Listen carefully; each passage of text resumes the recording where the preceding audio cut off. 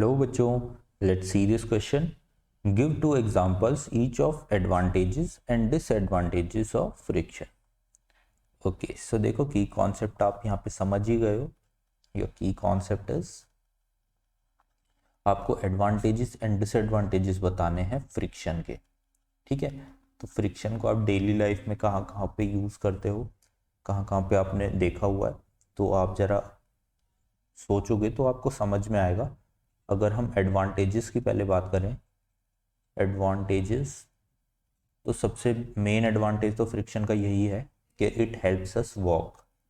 ठीक है, it helps us walk. हम चल कैसे पाते हैं? फ्रिक्शन की वजह से. समझो ये हमारे पैर हैं और ये हमारा कोई अर्थ है जहाँ पे हम चल रहे हैं, ग्राउंड है. ठीक है, तो हम क्यों चल पा रहे हैं? क्योंकि हम अपने पैर से जो है इस ग्राउंड को पीछे की तरफ पुश कर रहे हैं.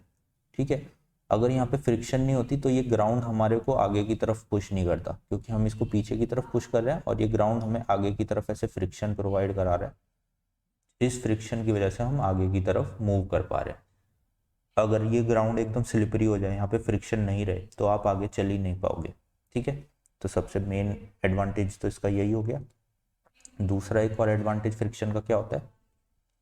ब्रेक्स. आपने देखा होगा व्हीकल्स में जो ब्रेक्स होते हैं वो कैसे काम करते हैं? फ्रिक्शन की वजह से काम करते हैं. शू ब्रेक आपके होते हैं, ये अगर आपकी डिस्क है इसके ऊपर इस तरीके से आपके ब्रेक लगे रहते हैं. जैसे आपको ब्रेक लगाने होते हैं, ये इस डिस्क को ऐसे दबा देते हैं ब्रेक, और ड्यू टू फ्रिक्शन ये इस जो डिस्क ये घूम रही है इसको रोक देता है. ठीक है, तो ब्रेक्स में आपकी फ्रिक्शन यूज होती है. तो ये दोनों हमारे एडवांटेजेस हो गए. अब अगर हम डिसएडवांटेजेस की बात करें, डिसएडवांटेजेस, तो डिसएडवांटेजेस में क्या होता है?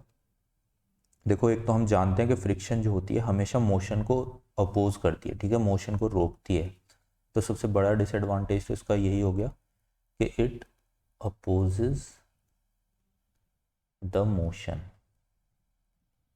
अब देखो, अगर हमें कहीं पे मोशन चाहिए, लेट से हमारे पास एक गाड़ी है, हमने उसको कुछ वेलोसिटी दी, लेकिन वो इस वेलोसिटी पे चलती नहीं रह पाएगी. कुछ टाइम में बाद जाके उसकी ये जो वेलोसिटी है v, वो कितनी हो जाएगी? ज़ीरो हो जाएगी एक टाइम पे जाके. क्यों? क्योंकि उसके ऊपर हमेशा फ्रिक्शन फोर्स एक्ट करेगी जो धीरे धीरे उसकी वेलोसिटी को रोक देगी.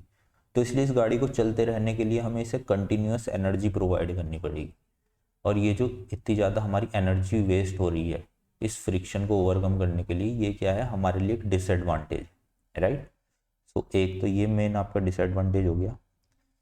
बाकी अगर आप दूसरे डिसएडवांटेजेस की बात करोगे तो आप क्या बोल सकते हो? जो फ्रिक्शन होती है, फ्रिक्शन से आपके जो मशीन्स होते हैं या पार्ट्स होते हैं और मशीन्स के, उनकी जो लाइफ होती है वो कम होती है. ठीक है, it decrease the life of machine part. कैसे होता है? जैसे आपकी मशीन एक चल रही है, ठीक है, उसके पार्ट्स के बीच में कुछ ना कुछ फ्रिक्शन हो रहा है, तो धीरे धीरे क्या होता है, टाइम के साथ वो पार्ट्स घिस जाते हैं. ठीक है, और वो जो उनकी लाइफ होती है वो कम हो जाती है, क्योंकि वो कमज़ोर हो जाते हैं फ्रिक्शन की वजह से. ठीक है, तो ये हमारे लिए एक डिसएडवांटेज है.